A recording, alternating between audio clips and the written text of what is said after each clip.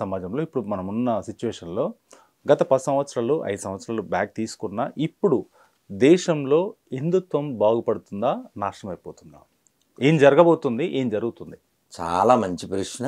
చాలా శోధించి అడిగిన ప్రశ్న ఇది. బాగుంది. హిందుత్వం పరిడి వెళుతుంది. ఎందుకు అంటే ఈ మంచి రోజులు వచ్చినాయి అంటుంటాం కదా. అంటే కుట్రలు, కుతంత్రాలు, ధర్మనాశనం చేసేవారి ప్రయత్నాలు అవి కొనసాగుతుంటాయి. కానీ మీరు పరిశీలించండి, వాళ్ళ జోషు అంత లేదు. ఒక ఊరికి చిన్న ఉదాహరణ చెప్తాను. అంటే మన ఆంధ్ర తెలంగాణ వరకు గొర్రెలు అంటే క్రిస్టియన్స్ అనబడేవాళ్ళు ఇదివరకు చాలా చోట్లకు వచ్చి గ్రామాల్లో లేకపోతే పట్టణాల్లో ఎక్కడైనా విచ్చలవిడిగా పోస్టర్ అంటించడము లేకపోతే పంచి పెట్టడం, గొడవ పెట్టుకోవడం ఇలాంటివి జరిగాయి. కొన్ని సంఘటనల తర్వాత అంటే నేను ఒక సలహా ఇచ్చాను, ఇంకొకరు ఏదో సలహా ఇచ్చారు, హిందువులు ప్రశ్నించడం అనేది మొదలైంది. రియాక్ట్ అవ్వడం కూడా జరుగుతుంది. అఫ్కోర్స్ ఎవరైతే మత ప్రచారానికి వస్తున్నారో వాళ్ళు హిందువులే అనుకోండి. నిన్న ఒక సంఘటన చూశాను, చాలా బాగుంది. అతను బైబిల్ తీసుకోమని ఇవ్వడానికి వచ్చాడు. తీసుకుంటా ఇట్రా నాతో పాటు అని ఓ గుడికి తీసుకెళ్ళి ఇగో కొబ్బరికాయ కొట్టు అన్నాడు. అతనితో కొట్టించాడు. ప్రసాదం తిను అన్నాడు. నేను తిన్నా అన్నాడు. చూసు కొబ్బరికాయ నువ్వే కొట్టావుగా, నేనేం కొట్టలే, నీ చేత్తో కొట్టినావు కొబ్బరికాయ, అందులో ముక్క తిన్నంటున్నావు.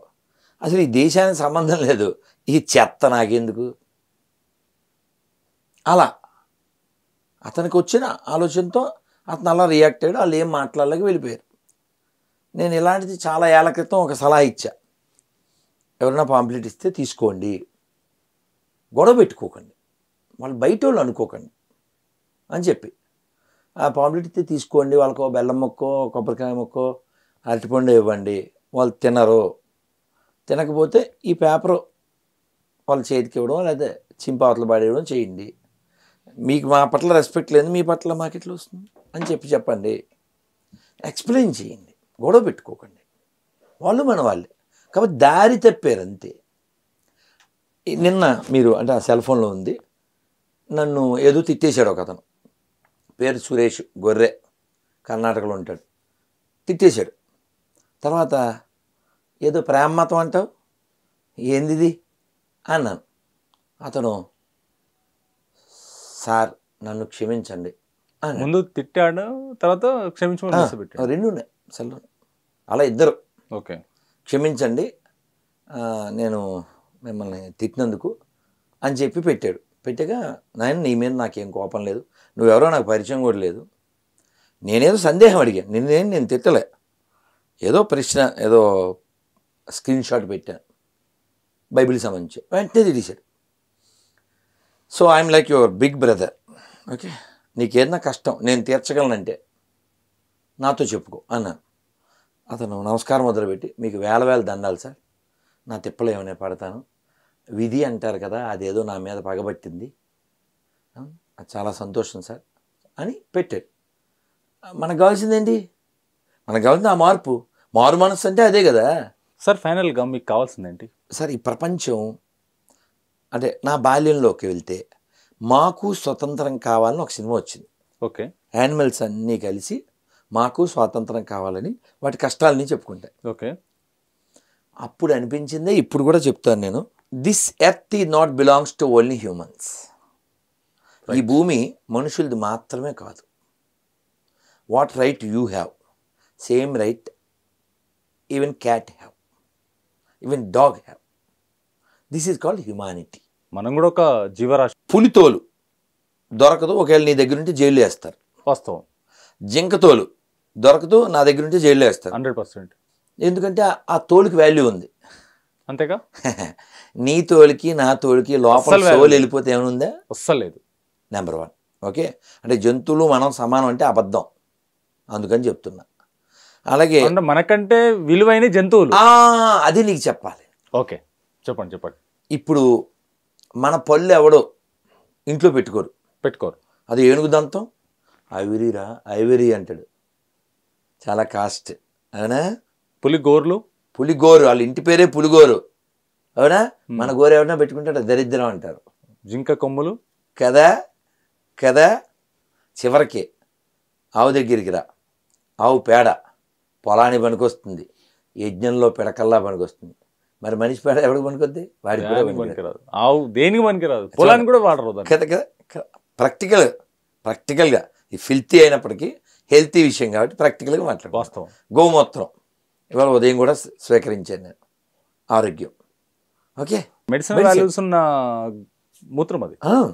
పొలానికి వాడితే ఆ పొలంలో పండిన తిని మన పూర్వీకులు 90 ఏళ్ళు వచ్చినా కళ్ళజోడు లేకుండా జీవించారు. ఇప్పుడు ఆర్గానిక్ అని దాంతో పండిస్తున్నారు కదా. అది పూర్వం పెద్దలు చేసిందే, ఇప్పుడు నువ్వు ఇంగ్లీష్లో పేరు పెట్టావు తప్ప పూర్వం పెద్దలు చేసిందే. అంటే ఒక ఆవు చనిపోయిన తర్వాత కూడా కప్పెడితే ఒక 6 నెలల తర్వాత అది మట్టి అయిపోతుంది. ఆ మట్టిని 15 ఎకరాల్లో జల్లితే భూమి ఫెర్టిలిటీ పెరుగుతుంది. నీది ఎవడో ఇంట్లో పెట్టుకోడు, నీ ఎముక కూడా పెట్టుకోరు, నీ తోలు పెట్టుకోరు, నీ పన్ను పెట్టుకోరు, నీ గోరు పెట్టుకోరు. వాటి వాల్యూ నీకెక్కడ ఉంది? అంతేగా కదా. సో నేను చెప్పబోయేది, నేను కోరుకునేది ఏమిటంటే అన్ని ప్రాణులకి ఈ భూమి మీద సమాన హక్కు ఉంది. మొన్న తిరుమలలో పులి వచ్చింది, చిరుతొచ్చింది, పిల్లని తినేసింది, ఇదంతా జరిగింది కదా. ఏమంటే నాకు తెలియక అడుగుతున్నాను, పులి ఉండే ప్లేస్కి మనం వెళ్ళామా, మనం ఉండే ప్లేస్కి పులి వచ్చిందా? అది ఉండే ప్లేస్లకి జనాలు వెళ్ళినప్పుడు నా ప్లేస్లోకి వచ్చారని చెప్పేసి అది జనాలకు వచ్చే అవకాశం ఎక్కువ ఉంది కదా. వచ్చింది అదే అడవులను ఎక్కడ పడి ధ్వంసం కదనా. ఎర్రచందనం పేరు కావచ్చు, ఇంకోటి కావచ్చు. డేంజరస్ పులులు కానీ ఇవి కానీ డీప్ ఫారెస్ట్లో ఉంటాయి. యాక్చువల్గా పులి కంటే డేంజరస్ నువ్వే కదా, మనిషే కదా. ఓకే, నువ్వు మీన్స్ హ్యూమన్స్. అంతేగా. నవ్వు వస్తుంది. అలాంటి పులిని చంపడానికి కర్ర వాడతారంట. ఇచ్చారు కదా. కర్రతో పులిని ఎదుర్కోవడం అంటే మనం ఏ బాలయ్య బాబో లేకపోతే పాత సినిమాల్లో కృష్ణరాజు ఏ ప్రభాసో అవ్వాలేమో. అందుకే బంగారీ శర్మ గారు అన్నారుగా, ఏమన్నారు? ఆ సలహా ఇచ్చిన వాడిని పులిబోన్లోకి వదిలేసి 2 కర్రలు ఇచ్చి పంపించ. సరే, మన విషయంలోకి వస్తే పులి కానీ ఇంకో జంతువు కానీ అవి వాటి జీవితాన్ని అలా అడవిలో జీవించడానికి ఇష్టపడతాయి. ఓకే, మనం అన్యాయంగా బంధించడం, వాటి స్థలాల్లోకి వెళ్ళిపోయి వాటికి వసతి లేకుండా చేయడం వలన నువ్వు చెట్లు ఇవి కొట్టేయడం లేదా బాంబింగ్ చేసేయడం, ఇవన్నీ చేస్తే అవి ఎక్కడికి వెళ్ళాలి?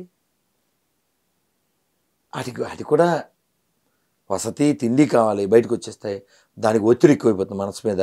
ఎదురుగా ఏదో కనబడింది చంపేస్తుంది.